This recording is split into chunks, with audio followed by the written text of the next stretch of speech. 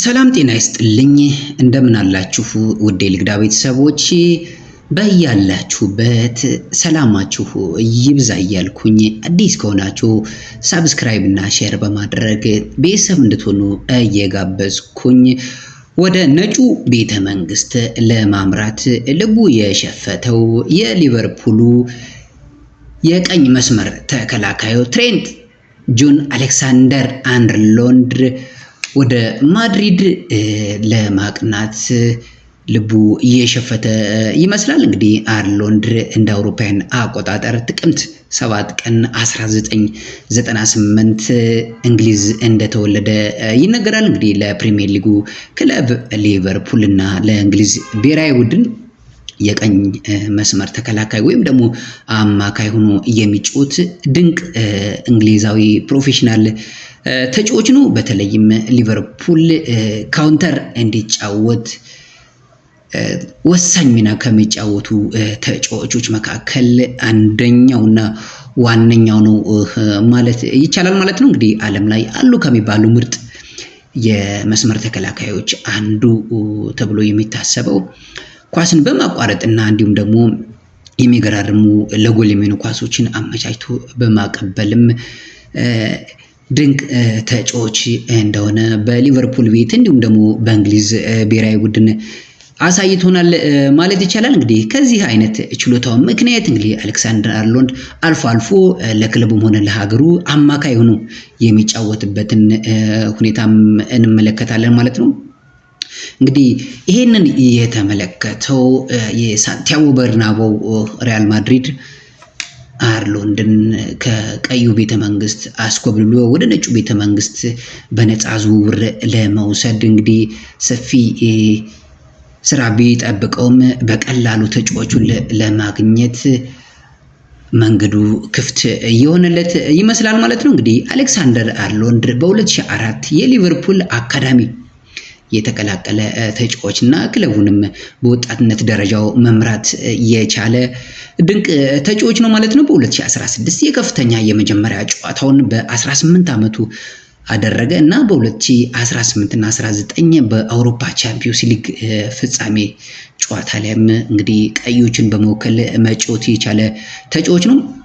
ሁለተኛውን በማሸነፍና በቻምፒዮንስ ሊግ የውድድር ዘመንም ስኳድ ውስጥም መካተት የቻለ ተጫዋችም መሆን ይችላል ማለት ነው። እንግዲህ እነዚህ ብቃቶች በተከታታይ የፍጻሜ ውድድር የጀመረው ትንሹ ተጫዋችም አድርጎታል ማለት ይቻላል። በዚህ ዓመቱ እንግዲህ የአውሮፓ ሱፐር ካፕ እና የፊፋ ክለብ የዓለም ዋንጫንም ማሸነፍ የቻለ በእድሜ ትንሹ ተጫዋችም መሆን የቻለ ተጫዋች ነው። በሀገር ውስጥ እግር ኳስና አሌክሳንደር አርኖልድ የ2019-20 የዓመቱ ምርጥ ወጣት ተጫዋች እና የመጀመሪያው የፕሪሚየር ሊግ የዓመቱ ምርጥ ወጣት ተጫዋች ተብሎም ተሸልሟል።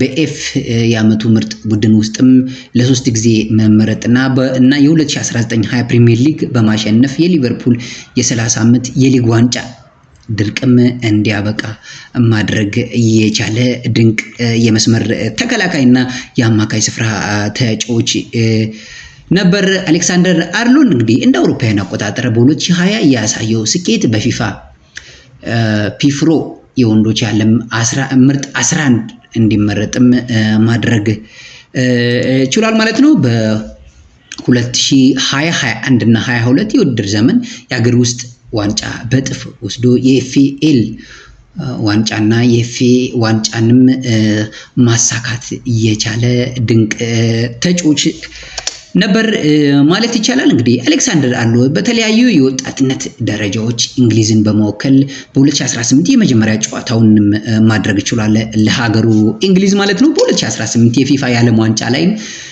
ተሳትፎ መጫወት የቻለ ተጫዋች ነው።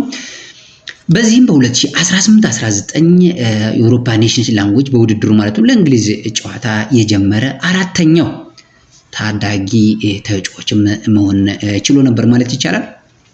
ትሬንት አርኖልድ እንግዲህ ለሊቨርፑል እየተጫወተ ባለበት ወቅት ሪያል ማድሪድ ካሸነፈባቸው 4 የቻምፒዮንስ ሊግ ዋንጫዎችም ሁለቱ በቀያዮቹ ላይ በፍጻሜ ድል እየተቀዳጀባቸው መሆኑ አይዘነጋም ማለት ይቻላል። ይህ ደግሞ በተለይም እንግዲህ ልቡ ወደ ነጩ ቤት እንዲሸፍትም ካደረጉት መካከል እነዚህን ማስታወስ አይረሳም ማለት ነው። እንግዲህ ትሬክስ አርሎንድ እንግዲህ በአጻፉና ዓለም ውስጥ እስካሁን በእንግሊዝ ተከላካይነት የተጫወተ ዘመን ለሪያል ማድሪድ 2 ቻምፒዮንስ ሊግ አሸናፊ ሜዳሊያዎችን ማግኘት ይችል እንደነበርም ማንሳት ያስፈልጋል። እንግዲህ ሪያል ማድሪድ በርካታ ተጫዋቾቹን ሲፈልግ ከኮንትራታቸው ነፃ ሲሆኑ እያደነ የሚወስድ ክለብ ነው። ከአሁን በፊት እንግዲህ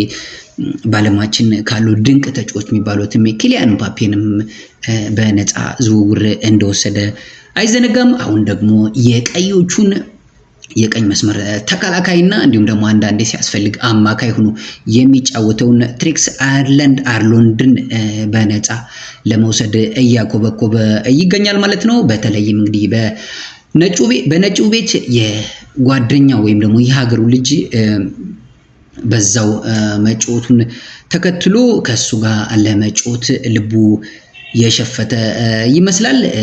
እንግዲህ በሊቨርፑል ደጋፊዎችም እጅግ የሚወደድና ልዩ አክብሮት የሚሰጠው ተጫዋች መሆን ይችላል ካሁን በፊት። አሁን ግን በተለይም ወደ ማድሪድ ይሄዳል የሚለው መረጃዎችን ሲሰሙ በተለይም በሊቨርፑል ደጋፊዎች በኩል ቅሬታዎች እየተሰሙ ይገኛሉ። ካሁን በፊት በርካታ ተጫዋቾችን አጠናል፣ አንተም ከፈለክ መሄድ ትችላለህ አይነት ነገሮችን እየተመለከትን እንገኛለን ማለት ነው። በተለይም እንግዲህ ከቦሩሲያ ዶርትሙንድ ሪያል ማድሪድ የተቀላቀለው የሀገሩ ልጅ በማድሪድ ጆ ቤሊንግሃም በዛ መኖሩን ተከትሎ እሱም ወዳጁ ከመሆኑ የተነሳ ከሱ ጋር ለመጫወት ልቡ የሸፈተ ይመስላል ማለት ነው። እንግዲህ ተጫዋቹ በሚቀጥለው 2026 የሪያል ማድሪድ ተጫዋች ሆኖ በነጩ ማሊያ እንመለከተዋለን ወይስ አንመለከተውም የሚለውን እንግዲህ አብረን የምናየው ይሆናል ማለት ነው። እንግዲህ በተለይም ትሬክስ አርሎንድ ወደ ሪያል ማድሪድ ማቅናት ለሪያል ማድሪድ እንግዲህ የተሻለ አገልግሎት ይሰጣል ተብሎ ይጠበቃል። በተለይም የሪያል ማድሪድ አጥቂዎች ቪኒሲየስ ጁኒየር፣ ሮድሪጎ እንዲሁም ኪሊያን ምባፔ ፈጣን ከመሆናቸው አንጻር በተለይም ለካውንተር አታክ ለሚጫወቱት ጨዋታ ምቹ ይሆናል ተብሎ ይታሰባል። በተለይም በቀዮቹ ቤታውን በተለይ በመሐመድ ሳላ ድንቅ የጎል የሚሆኑ ኳሶችን በማመቻቸት የሚታወቀው ትሬንት አርሎንድ ወደ ነጩ ቤት በማቅናተስ ከሊቨርፑል ጋር እያሳየ የነበረውን ድንቅ ጊዜ በነጩ ቤት ይደግመዋል የሚለውን እንግዲህ በ2026 ምናልባት ማድሪድን ከተቀላቀለ ያንን ሊቨርፑል ቤት የነበረውን ብቃት ይደግመዋል ወይ የሚለውን እንድንመለከት ያደርጋል ማለት ነው። በተለይም ከእንግሊዝ ፕሪሚየር ሊግ ካሁን በፊት የነበሩ በርካታ ተጫዋቾች ለምሳሌ ኤደን ሃዛርድ በቼልሲ ቤት ድንቅ ተጫዋች ነበር። ከዛም በኋላ ሪያል ማድሪድን ከተቀላቀለ በኋላ በዛው የእግር ኳስ ሕይወቱ ምንም ነገር ለሪያል ማድሪድ ሳያደርግ ማለት ይቻላል የእግር ኳስ ሕይወቱ ያበቃበትን ሁኔታ መመልከት ችለናል ማለት ነው። በተለይም እንግሊዛውያን ተጫዋቾች ካሁን በፊት ለሪያል ማድሪድ እነ ዴቪድ ቤካም፣ ማይክል ኦውን የመሳሰሉ ተጫዋቾችም ወደ ማድሪድ በማቅናት እንግዲህ አገልግሎት እንደሰጡ አይዘነጋም። በተለይም በአሁኑ ደግሞ ድንቅ ጊዜ እያሳለፈ የሚገኘው ወጣቱ ጆ ቤሊንግሃምም በሪያል ማድሪድ ይገኛል። አሁንስ ትሬክስ አርሎንድ ወደ ሪያል ማድሪድ በማቅናት ከጓደኛውና ከሀገሩ ልጅ ጋር ምን አይነት ጊዜ ሊያሳልፍ ይችላል የሚለውን እንግዲህ በጉጉት እንድናይ ያደርገናል ማለት ነው። እንግዲህ ትሬክስ አርሎንድ ዝውውር እውን ይሆናል ወይስ አይሆንም የሚለውን አብረን ወደፊት የምናይ ይሆናል ማለት ነው።